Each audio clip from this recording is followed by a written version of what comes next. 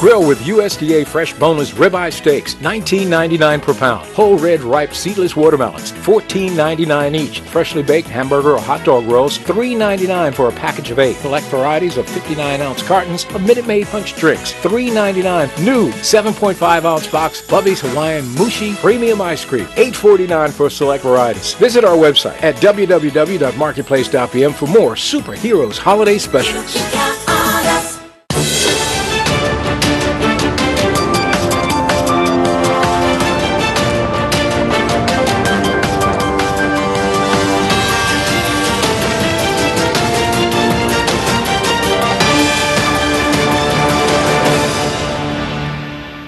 You're watching Bermuda Tonight. It's Tuesday, June the 4th, 2019. I'm Diane Brewer, and thank you for joining us. Topping our news, a potential money spinner as the PGA Tour will bring its first official annual event to Bermuda, adding to the island to its 2019-2020 schedule this October. Earl Baisden tells us about this new and exciting event on the horizon that will take place at the Port Royal Golf Course and, most importantly, has the potential to significantly contribute to the island's economy. The Bermuda Championship will take place at the Port Royal Golf Course October 31st to November 3rd of this year. Ty Voto, president, PGA International Tour, said it is exciting times for the PGA Tour, the players, and Bermuda. And there are so many parallels as to why the PGA Tour, a PGA Tour event in Bermuda is a perfect match for both our organization and for Bermuda Tourism Authority and the island of Bermuda. For the tour, we're thrilled because we can add another FedEx Cup event to our 2019-2020 schedule, which includes enhanced playing opportunities for 120 members of the PGA Tour, competing for a purse of $3 million, with 300 FedEx Cup points on offer being awarded to the champion. Our players will most certainly embrace this opportunity, playing a world-class golf course in Port Royal, located in one of the world's greatest travel destinations. Many, I would expect, will bring their families along to enjoy everything the island has to offer: fantastic weather, beaches, and unmatched hospitality. Minister of Tourism Zane De Silva is extremely pleased that this deal could get done. Well, it has, Earl, and I'll tell you what, to be honest, Pat Horgan III, who's been coming to Bermuda for about 30-odd years, I met Pat playing in Bermuda Open years ago, and it's been a conversation that he and I had for decades.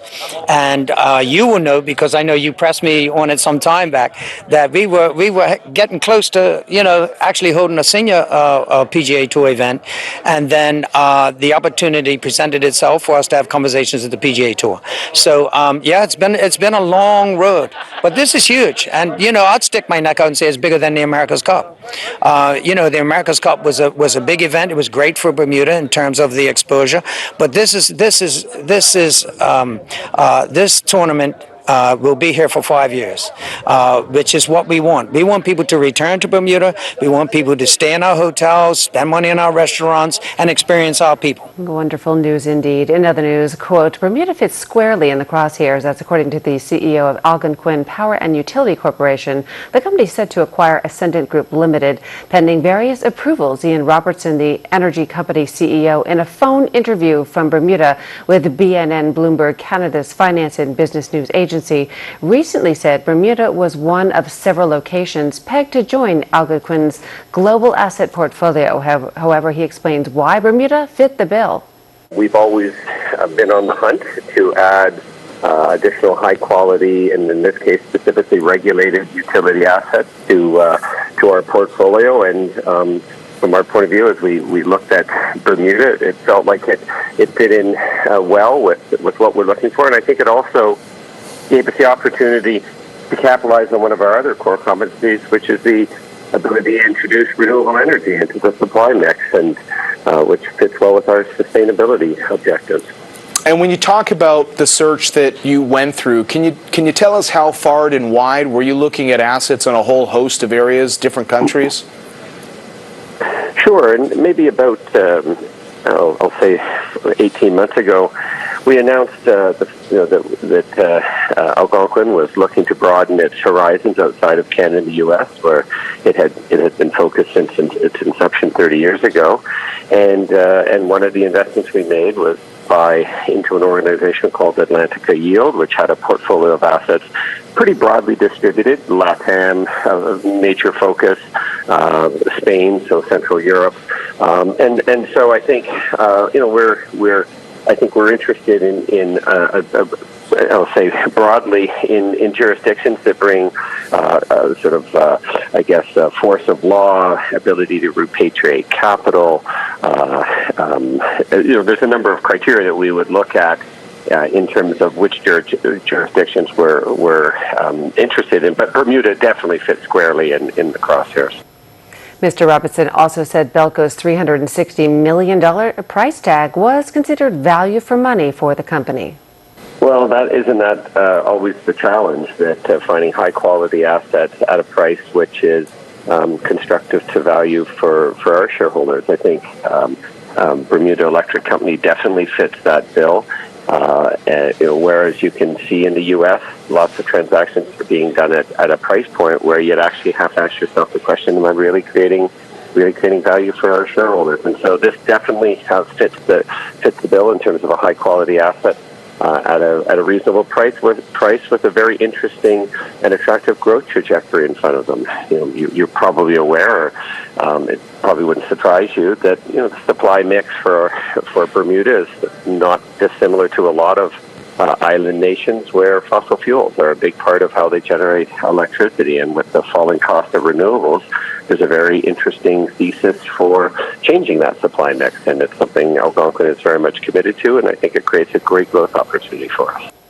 The next step in the process from a regulatory perspective will be for Belco to submit a formal application to the regulatory authority for a change of control so that the RA can make an informed decision. Meantime, Deputy Premier and Minister of Home Affairs Walter Urban, who is responsible for regulatory matters, feels Algonquin is saying all the right things, but government is keeping a close eye on developments. Then the group went through quite an extensive process to choose a possible purchaser. This process is subject to some work between now and whenever ultimately a filing is made to the Regulatory Authority of Bermuda to recommend a possible sale to Algonquin. So we await that. We are certainly interested in the fact that Algonquin appears to be a company that has considerable experience in the energy sector. They have over 50 different utilities that they operate throughout North America. And key to this is that most of their portfolio, 90% of it, is renewable-based energy production.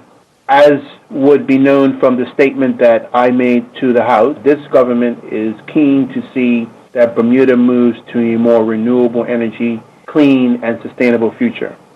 So we await to see what the proposal will be, but there are some key things we're interested in seeing. We want to see how the future of this company will contribute to lowering energy costs, will bring about more advanced energy infrastructure, and will be a sustainable future for the country. That is what we await to see through this process.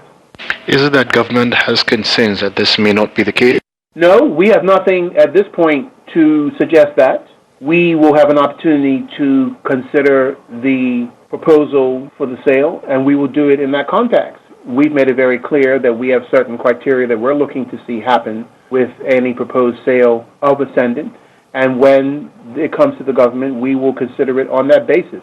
In a nutshell, a greater uptick in renewables, a more diversified energy future for the country. But we are also interested in the development of additional jobs, that this will contribute to the sustainable development of our economy, that some of the costs that we have found saddled in the energy sector, that particularly people are saddled with high energy costs. This is an issue. We want to see some opportunities to address that. On another matter, the person who heads up the regulatory authority is a former employee of Belco, and we understand that he stands to benefit significantly from the sale of the shares of the company. Not a conflicted situation. Are you aware of this at all? Well, any matter such as that needs to be raised with the board and the commissioners of the Regulatory Authority of Bermuda. He is an employee of the Regulatory Authority, and any matters in relation to that issue should be raised directly with them. And of course, that was Gary Moreno reporting. Well, coming up, no bus service mid-morning tomorrow. All the latest weather news and so much more. Stay with us.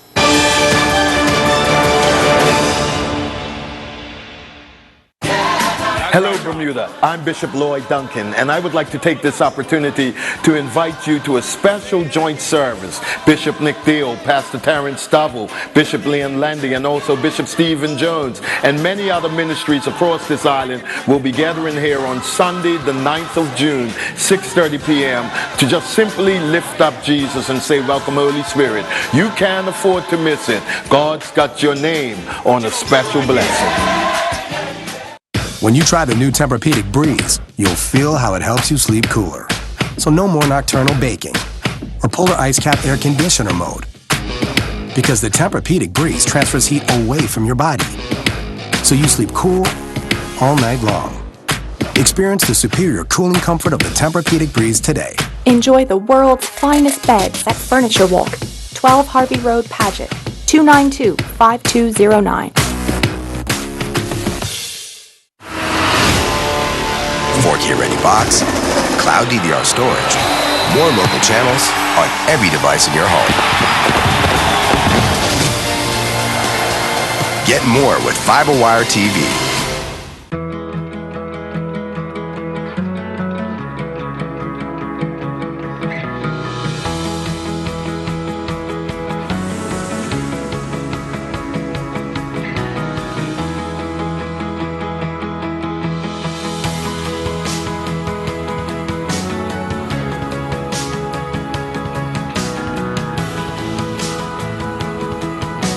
Enjoy memorable moments brought to you by ZipX.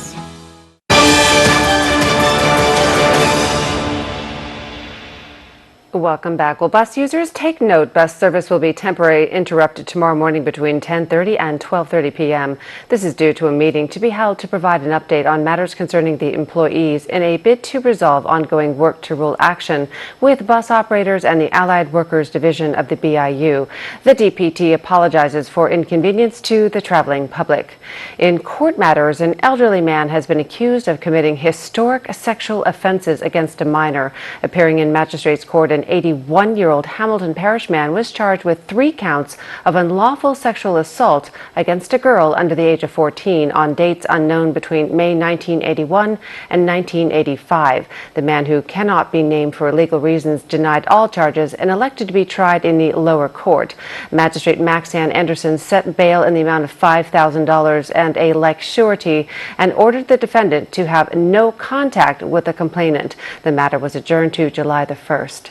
In other news, the number of historic sexual abuse cases received by the Department of Public Prosecutions has jumped 125% in the past decade. Founder and executive director of abuse prevention charity SCARS, Debbie Ray Rivers, said the island can expect to see more of these happening thanks to a shift in education and prevention training.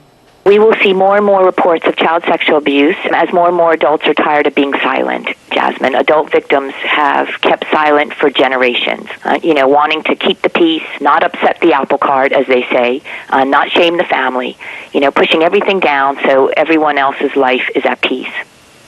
At the expense of who? The person whose life has been changed forever, the person who is left with the memories, the pain, and the emotional scar, the adult victim. We should really all be outraged when we read about a case of an adult who was sexually abused as a child by someone in a position of trust. And take it from me, a survivor, who reported after 45 years. It takes a lot of courage to report as an adult. When you think about it, what adult really wants to go through further trauma, trying to remember detail after so many years, being questioned in a courtroom by the advocate of the perpetrator, and having to relive their painful childhood? I mean, who wants to go through that? Brave and courageous adults who report and prosecute the person responsible for stealing their innocence are shedding light on the darkness of their perpetrator's life. And it is not okay to be sexually attracted to children. Now, SCARS has updated its profile. 9,000 people SCARS certified on the island, which is the highest that we've ever seen it. Do you attribute so many cases coming before the courts now of alleged abuse directly to the education that SCARS provides to the community? 100% yes. And we've also been told by the Department of Public Prosecution that reporting is up 125% in historical cases, due to the impetus is really the SCARS training. We have a community now that are educated in prevention. We have adults sitting in our classes that hear this message, and they understand, the adult victims, that what happened to them should not have happened. And, so we're protecting future generations of children by teaching adults, what the facts are about child sexual abuse. Turning to weather news, improving conditions now that the front has passed by. Let's go to AccuWeather headquarters for the latest weather forecast. AccuWeather is presented by BF&M Insurance Group. We now go to AccuWeather headquarters. The BF&M Insurance Group is pleased to bring you tonight's AccuWeather forecast. I'm AccuWeather meteorologist Brittany Boyer, and hopefully you had a great Tuesday. You can see behind me that got a lot of stuff on the radar here. We had some showers that passed throughout the earlier portion of the day today. We've kind of been stuck in the clouds, and this is all associated with the cold front that we were talking about yesterday that has been making progress to our east. We're still going to allow for a couple of spotty showers as we head into tonight and also into tomorrow, but I'd say the worst of the precipitation is pretty much wrapped up at this point. Temperatures over the island right now sitting in the mid-70s here. Our humidity between 75 and 80%. A slight breeze out there out of the west between 10 to 15 knots. The water temperature is currently 76 degrees. And look at the conditions out in and outside of the reef. That's a tough one to say. Inside the reef, calm to 1 foot, and outside between 3 and 5 feet. And if you are here for vacation, you're trying to get some time in out on the water, we're not really looking at any restrictions out there right now, and typically we talk about the small craft warnings that might be issued by the Bermuda Weather Service, but we don't have any right now, so hopefully you can get outside and enjoy any sunshine. You might be able to squeeze into your day at least until Wednesday, since we're into Tuesday evening here. Our high tide coming in at 10:23 tonight, and then our low tide coming in just before 5 a.m. on Wednesday. Overnight tonight, temperatures will fall to about 70 degrees under mainly cloudy skies here with a couple of showers still possible into early tomorrow morning. And then this is what Futurecast looks like as we put it into motion throughout Wednesday. Still some showers possible Wednesday. And then as we get into Thursday here, you can see that we will have a boundary off to our north and west. And that's going to be the next thing that we'll be tracking here over the island. All right, for your Wednesday, temperatures soaring into the upper 70s, variably cloudy with a shower in the area. It's not going to be an all-day rain event, so you can still get outside. Like I said earlier, soak up any sunshine that you can tomorrow. If you're doing any traveling or you're looking to know what's going on in a few other locations, we have the outlook here for the Caribbean for you. Jamaica, Barbados, and Trinidad, upper 80s to low 90s with some showers and storms out there.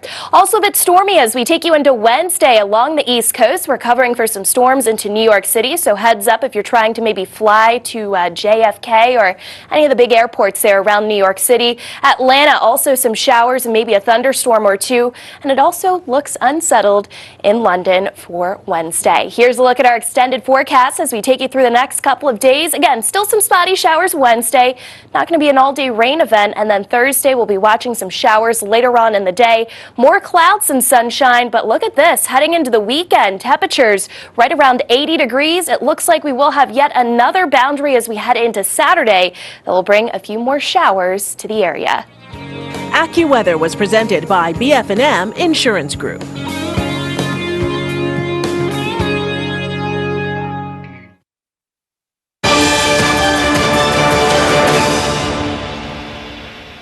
And this just coming to hand in our newsroom. A spokesperson for the regulatory authority contacted our newsroom a short time ago to inform us the chief executive of the regulatory authority is not in any way conflicted as he has no shares. Upon his acceptance of the role as CE of the authority, any shares which he may have owned were completely divested.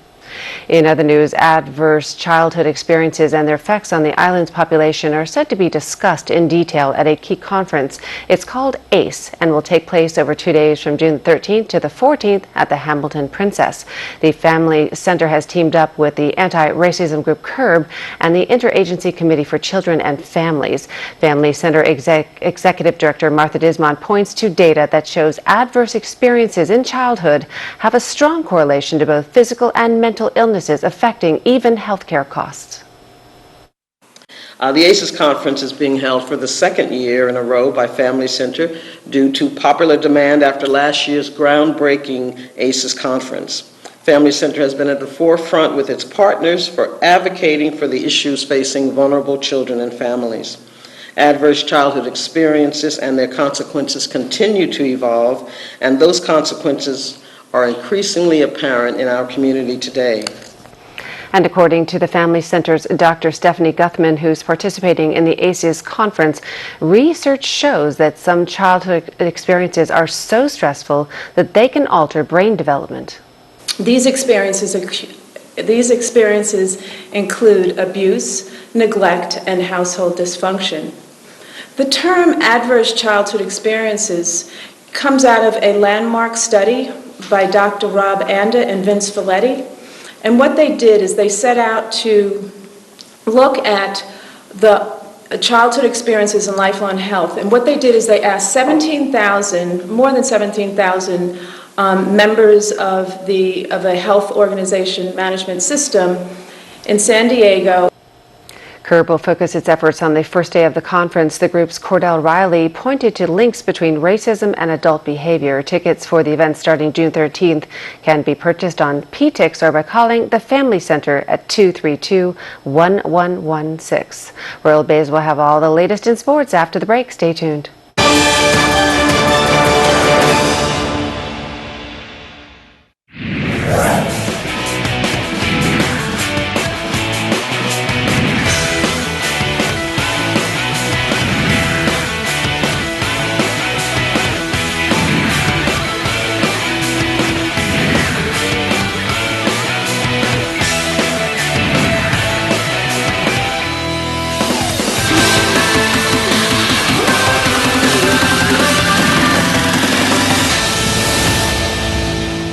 The Marketplace Food Court is you and your family's one-stop shop. Start your day at the Breakfast Bar with omelets made to order and traditional Bermuda codfish breakfast. The chefs will cook lunch and dinner to your liking.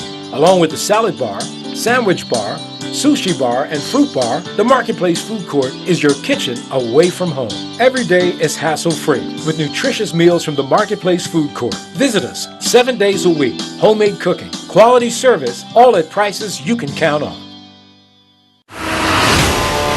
4K ready box, cloud DVR storage, more local channels on every device in your home.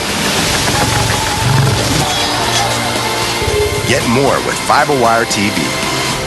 Blurry-eyed following your eye appointment? Had one too many? Or simply too tired to face the drive home at the end of a long night? There are lots of reasons why you couldn't and shouldn't get behind the wheel. Introducing HomeSafe from Security Associates, the island's only car and driver home delivery service. Reschedule with us and a HomeSafe driver will deliver you and your car right to your door. Whatever your reason for not driving, you can always get HomeSafe. Call 298-2626 for pricing and to find out how you can become a member or visit homesafebermuda.com. Terms and conditions apply.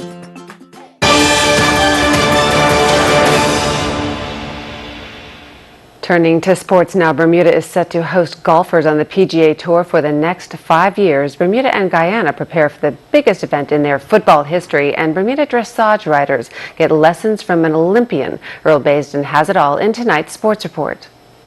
Golf is back. The PGA will host a Bermuda Championship in October with a full field of golfers coming to Bermuda. Making today's announcement was Kevin Dallas from the Bermuda Tourism Authority. We're gathered here today for some exciting news.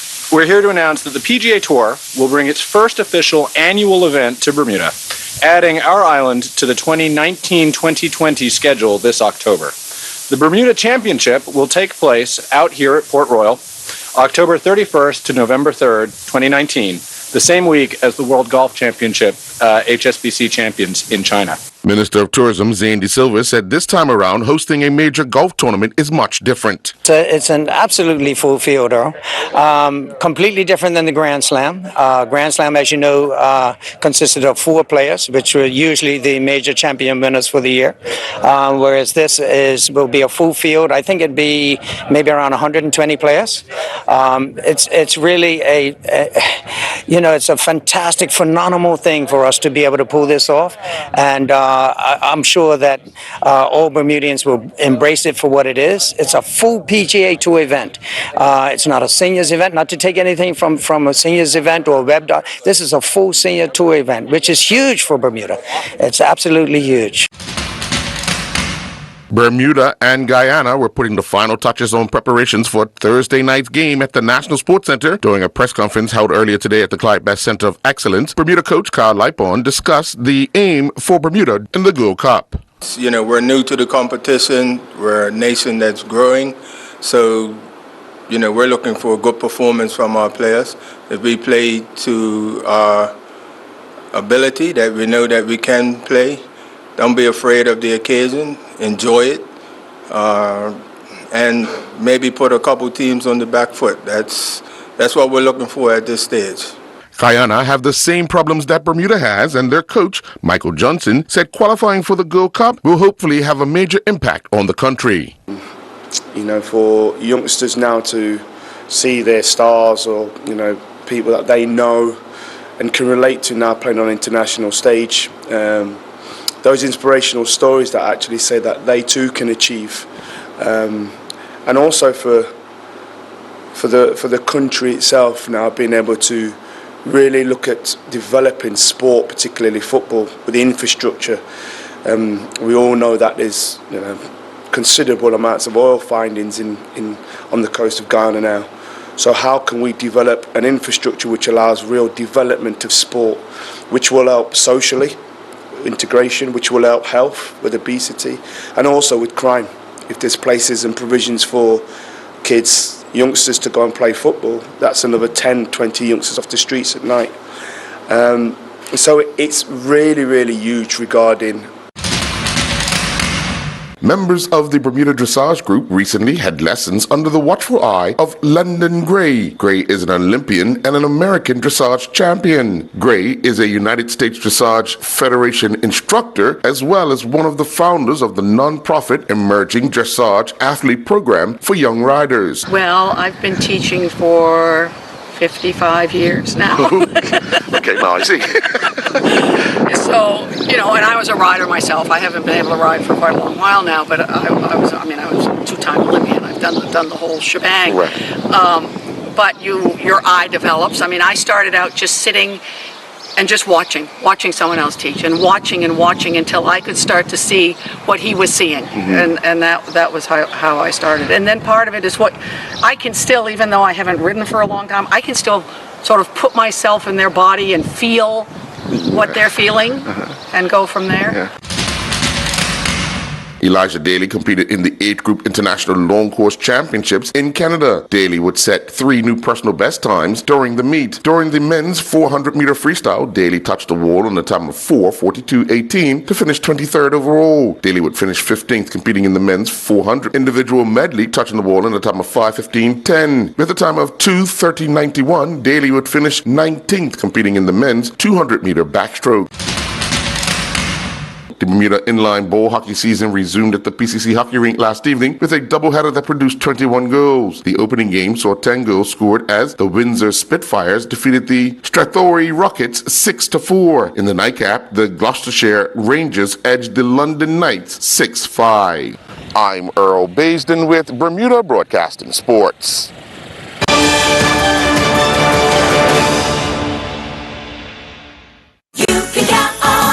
Save $1 on imported iceberg lettuce, only $1.99 each. Save $2 on fresh Atlantic salmon fillets, $16.99 per pound. Save $2.40 on select varieties of ShopRite lactose-free milk, only $3.99 for a 64-ounce carton. Package 4 double rolls, Charmin Ultra Soft or Strong Toilet Tissue, $4.99. Save $3 on Essentia purified water, $11.49 for a 6-pack of 1-liter bottles. Have a happy and safe Heroes Day holiday from the Marketplace family. You can count on us. Cal is back. He's been hearing about open internet and wonders if it applies to Bermuda. The short answer is yes. Open internet or net neutrality is the principle that internet service providers, referred to as ISPs, must provide access to all lawful websites and online data equally, regardless of whether you're posting pictures to Instagram, watching your favorite sports team, or even streaming movies from Netflix. Without open internet, ISPs could influence what you see and how quickly you see it by speeding up some services and slowing down or even blocking your access to legal content or apps. The regulatory authority is developing rules for open internet to protect consumers by making it clear to ISPs what they can and cannot do with internet traffic. And we'd like your input. Just visit rab.bm and submit your feedback by clicking on the public consultation for open internet link between May 20th and June 28th. Make sure your voice is heard.